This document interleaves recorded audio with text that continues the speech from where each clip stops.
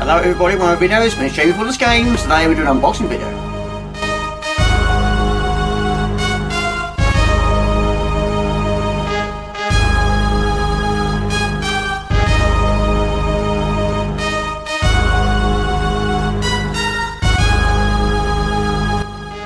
Okay, unboxing time. Of course, Retro will return, but like my Worms Armageddon special edition video put out, this one's also too good to turn down, which is also on the PlayStation 5. This contains xout Resurfaced. Even though I've been saying xout for years, technically that's what's on the box, we'll go for xout today. But yes, on the PlayStation 5, not the PlayStation 4, not on the Xbox. Not as physical anyway. Okay, so it shouldn't be an overly long video this one. I bought it from In Games. It's available in 3 different formats. Limited edition is £25.54 plus VAT and shipment. That is for the PlayStation 5 and Switch. Special edition, which is this one, £42.57 plus VAT and shipment. That is also for the PlayStation 5 and Switch. Digital, however, £19.99, also available for the Switch, PlayStation 5, Steam and Xbox. And I do believe Xbox One is one of those ones as well. Bought it from In Games all the way from Germany. So when it comes to the original game, it came out originally on the CD4 in 1989. This one I haven't finished, but it was the version I played it in 1990. Also in 1990, it was actually released for the Amiga, Atari ST, MJG and the ZX Spectrum. And the Amiga version I finished quite a few times on live stream.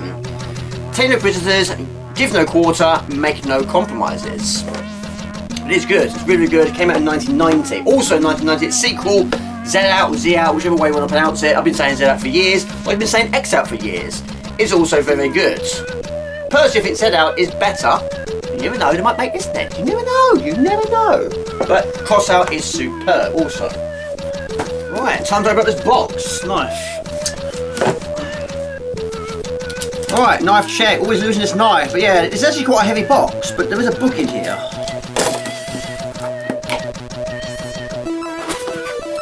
Right, there we go. Bubble wrapped.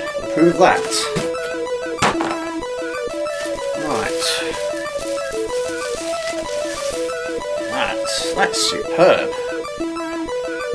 Quite a big box, isn't it? I wasn't expecting it to be.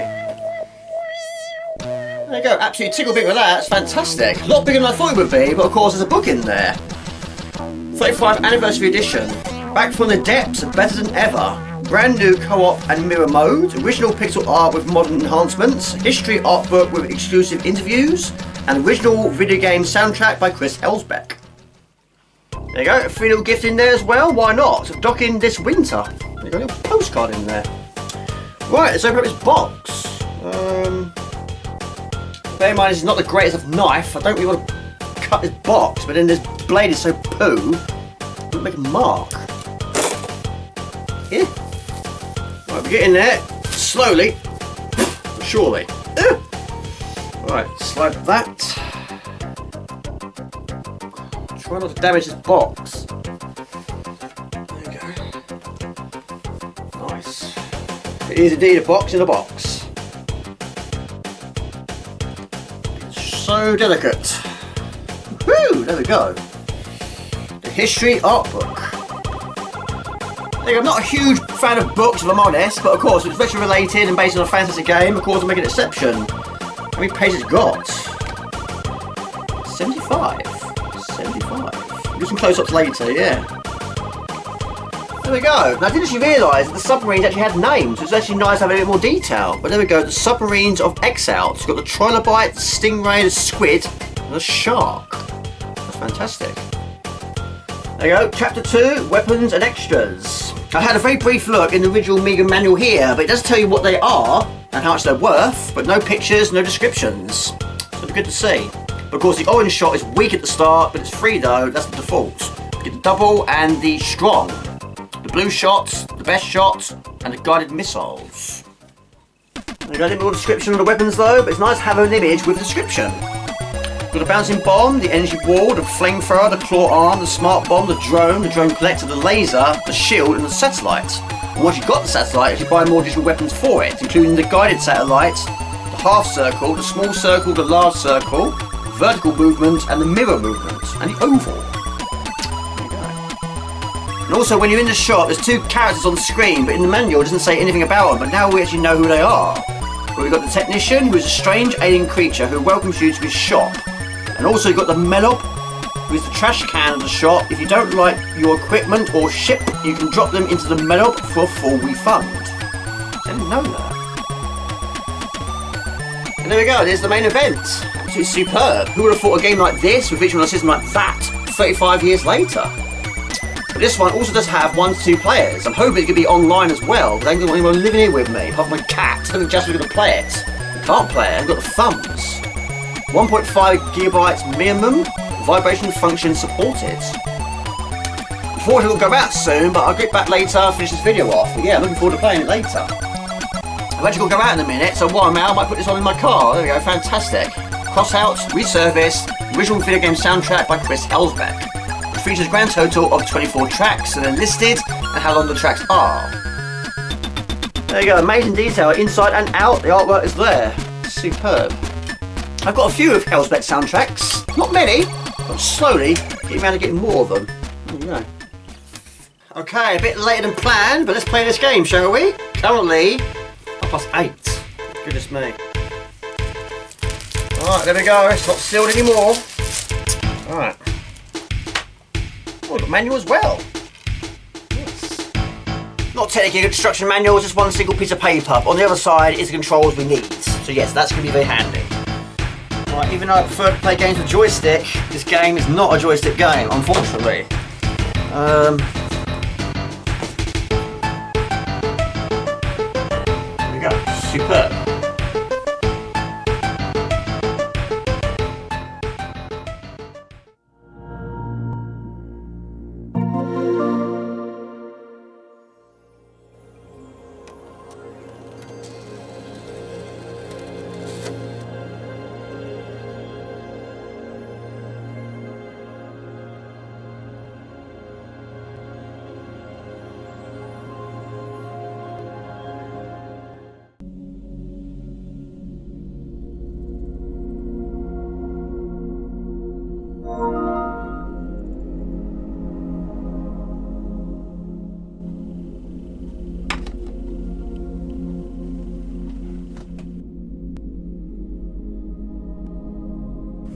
I've done already, it took about 2 minutes. That's amazed me how quickly they install.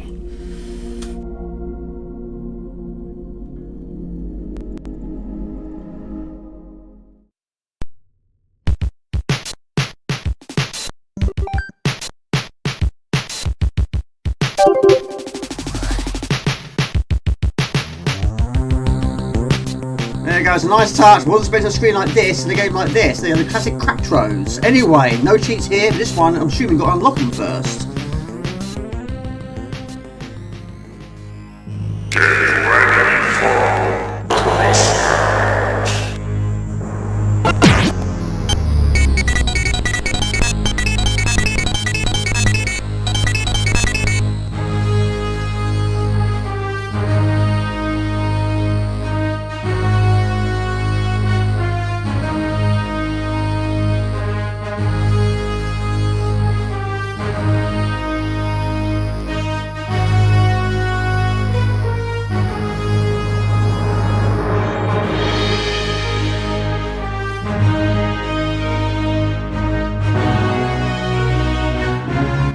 Got goosebumps already, my goodness me. Of course, it's Chris Huelsbeck, but what he's done is he's actually remastered his original score for this remake.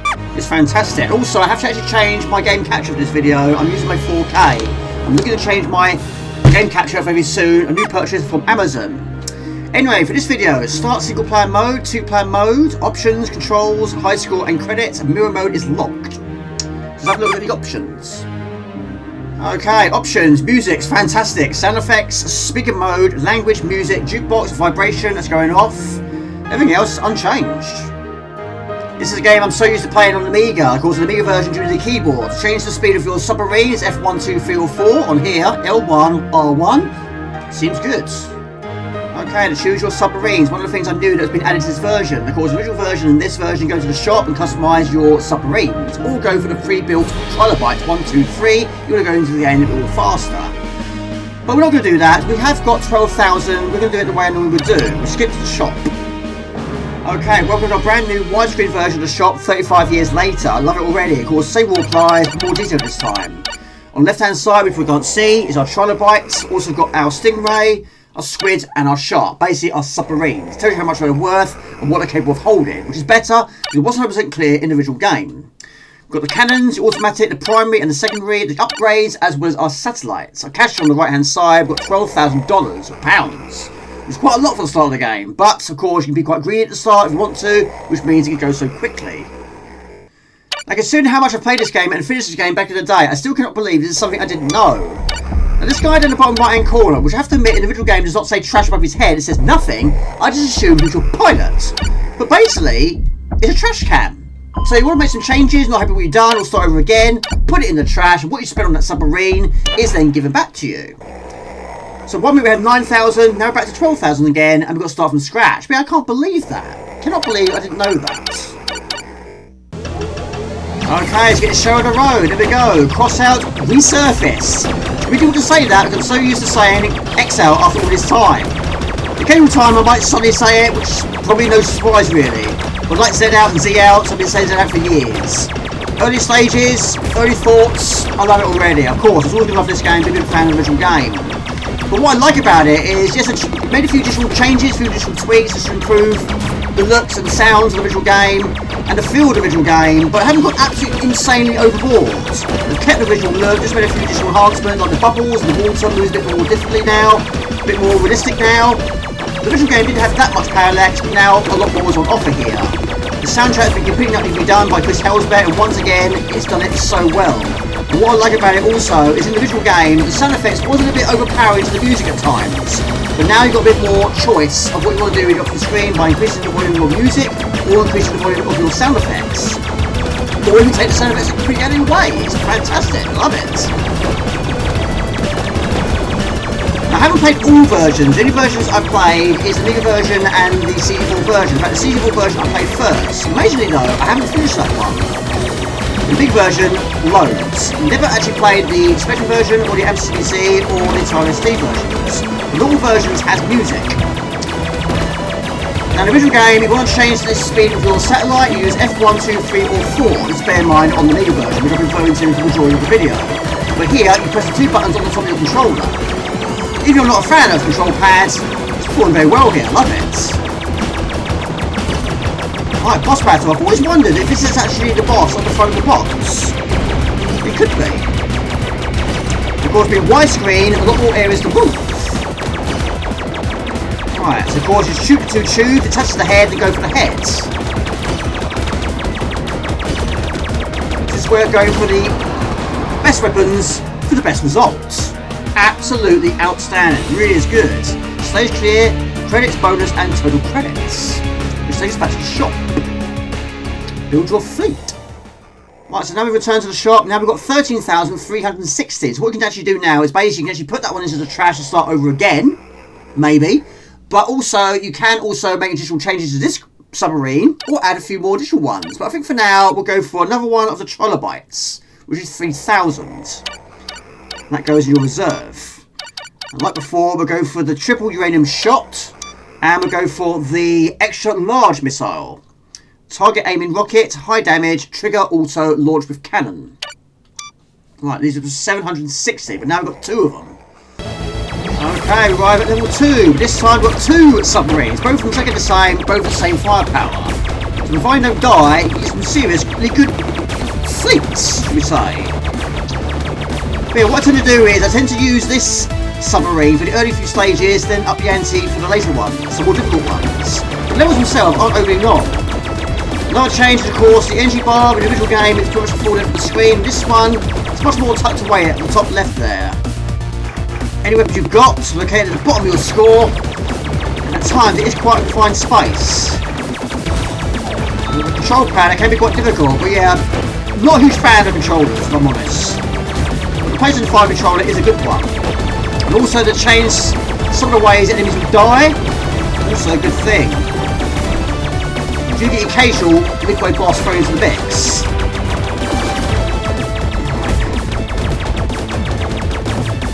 Fantastic. The Trilobite is your starting point in the game, the very first submarine you can afford. It's a sturdy little ship that will also serve you well in the first few levels. After that, however, you should really only keep it in your garage as a last resort, as it only holds 2 extras and 2 satellites. However, it only costs 3,000 each, so it's a good choice if you're looking for a big cheap fleet. That was also going to be at the same time of doing it. It's fantastic. But yeah, it wasn't many games back in the day where you go into the shop first. Normally it's at the end of each level.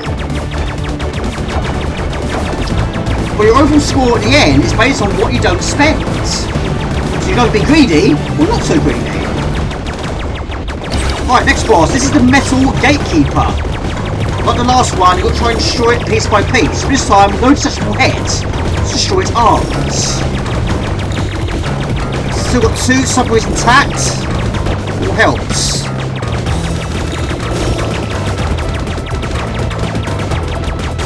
Well, there you go. Fantastic. Yeah, the levels are very short.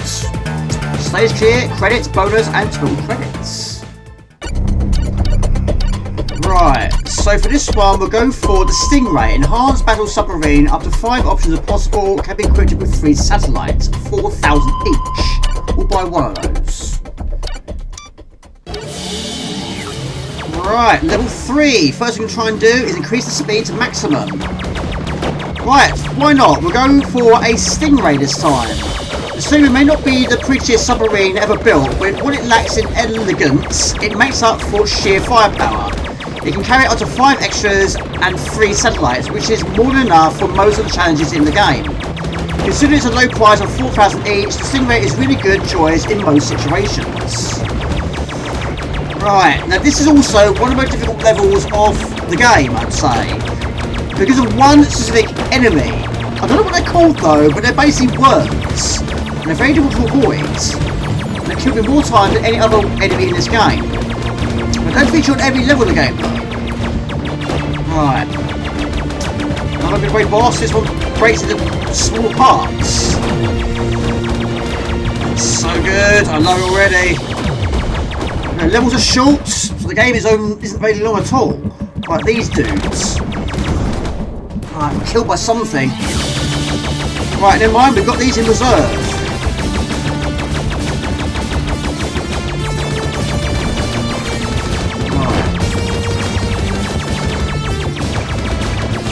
Theme this time. The music once again is outstanding.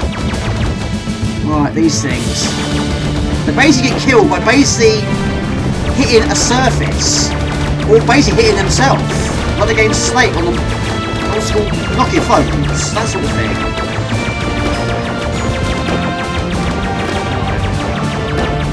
So increase your craft to maximum of this speed, I think. Oh, good. To this one, which is really, really slow. Right, this is the Lobsternator. The way you attack you with its tail, even after it's dead. I've got trapped. Maybe 2 or 3 got trapped in there. Use the missiles. Never seen that before. That's superb. Didn't know a lot about it though, did he? Right, energy was bad though, but it should replenish at the end of the stage. Bonus at 3 times 3,000. One of the problems doing unboxing videos, when do you stop? Right, I think for this one we'll go for the xout. Advanced deep sea vessel, up to 8 options are possible, can be equipped with 3 satellites. 5,000 put at the start. Also, yeah, we'll go for the usual, we'll go for the triple uranium shot to just spice up a little bit more. I don't really tend to experiment with primary or secondary. We'll go for the electric arc. Blue lightning, wave shot, high damage, triggers, charge of fire. At 4,500 is worth more than some of your submarines. Which leaves us with 8,860. Right, I'll buy a drone as well, why not? So of course it tells you where you can actually place it. Anywhere in the yellow squares is good enough. Alright, level 4, went a bit extreme for this one. Also, why not buy 2 more additional drones. Now you can also buy how you want them to perform, whether to stay still or move around your submarine. Of course that adds more additional price. But yeah, these can be destroyed if either flames into certain scenery or they're hit by a laser, for example, I imagine. Also, if you hold the fire button down, which in my case is X, it does a beam, which is the electric arc, which I keep forgetting to purchase. When it comes to the original game, I don't really sort of go extreme as this, just go for the basics, really. And going for the basics allows you to buy more additional submarines.